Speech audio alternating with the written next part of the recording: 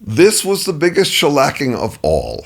It's going to take a long time to figure out what's going on or where we live anymore. And since it's obviously not where we thought we lived, there's going to be a strong impulse to double down on our identities and values. I bet we're in for an onslaught of self-righteous certainty from all of us would-be pundits, when actually this is a good time to get more curious and expansive than we've been. Here then are some guesses, nothing more.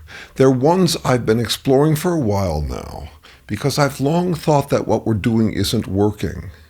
People rarely change when what they're doing is getting them what they want. You can't just reason people out of satisfying habits. That what they're doing isn't working for us isn't going to keep them from doing it if it's working for them. If someone is hurting you in ways that satisfy them, you won't get very far appealing to their empathy and compassion. Instead, you have to invest yourself in a different kind of empathy and compassion. I have great respect for marketing. The customer isn't always right. In this case, they're dead wrong. Still, you'll tend to have more leverage over them if you put yourself in their shoes and remember ways in which they've been your shoes too. We tend to shun the dark arts of empathy and compassion. Torturers put themselves in their victims' shoes to figure out how to inflict pain on them. It's not kumbaya empathy and compassion. It's not sympathy and charity, but it is how you change people. Sometimes you have to humiliate people to change them. I don't think it's working well for us to appeal to sympathy and charity in those drawn to fascism. It's bad marketing. It's appealing to our needs to feel virtuous. It ignores where they're coming from. I have no sympathy or compassion for these fascists. I'm trying to figure out how to hurt them because otherwise I don't think they'll be moved to change. They have long had a way to interpret our softness as evidence that they're right. It rewards their sado-narcissism. Give an inch and they reliably take a mile. I see three basic ways to deal with any conflict: variations on assertion, accommodation, and distancing. I was an enthusiastic participant in the counterculture's peace movement toward accommodation and distancing. Give an inch and they'll reciprocate, and if they don't, live and let live elsewhere. I was plenty smug about it, like those peaceful solutions solved reality.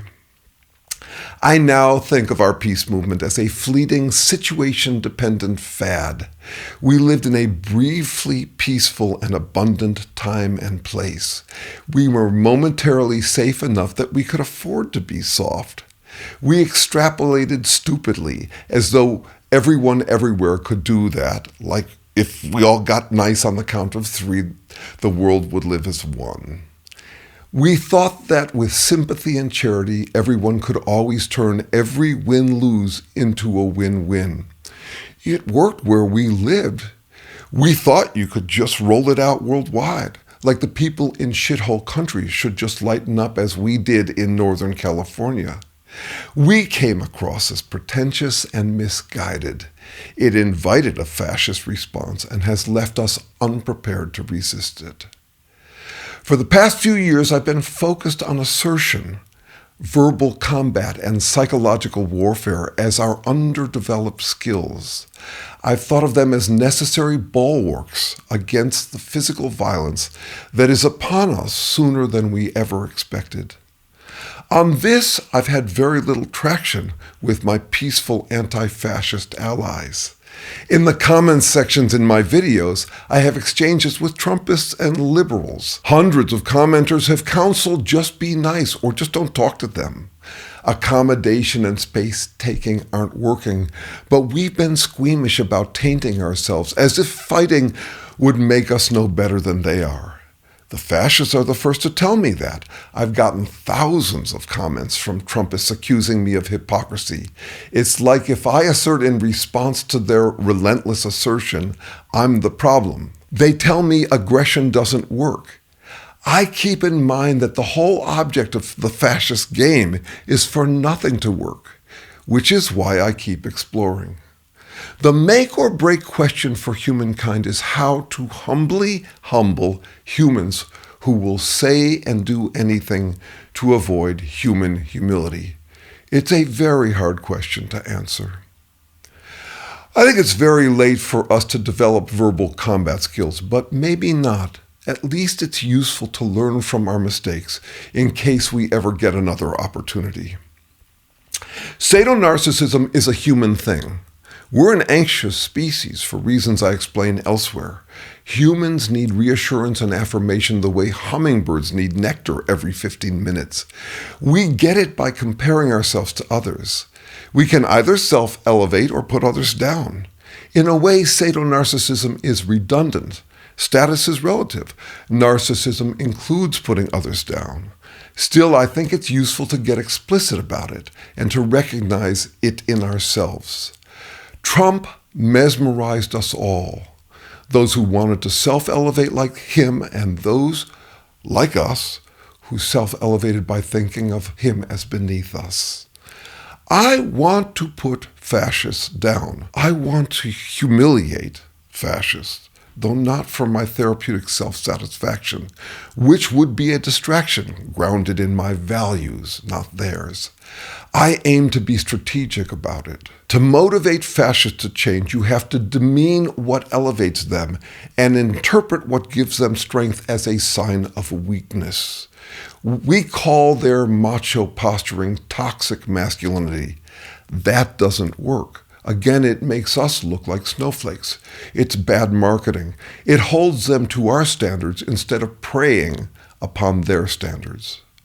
Karl Rove rightly said, you don't attack your enemy's weaknesses, you attack their strengths. Wrong enemies, but I think he's right. For the past few months, I've been experimenting with bold, unshakable accusations of gynophobia and homophobia.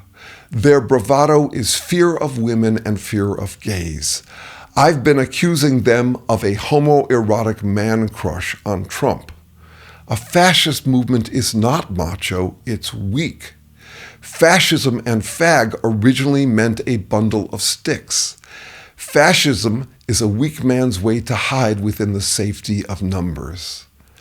I'm not tentative in my delivery, though I'm experimenting. I talk to fascists as though I'm stating the obvious. It riles them up. I'm relentless and unshakable. I'm not trying to persuade them. I'm trying to confuse, hurt, and disappoint them. So I state my opinion as fact. It goes against my values to poke fun at their femininity and homosexuality.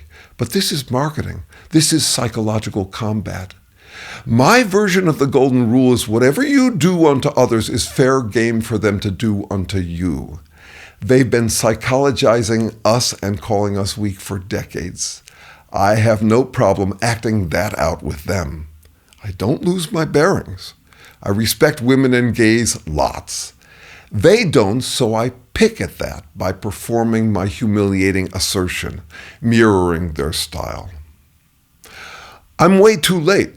As always, I've squandered my whole life learning things I now already know. I don't know if I'll have the balls to keep poking at them this way. The world has changed suddenly. Things that were safe to try are suddenly not. I don't want to die.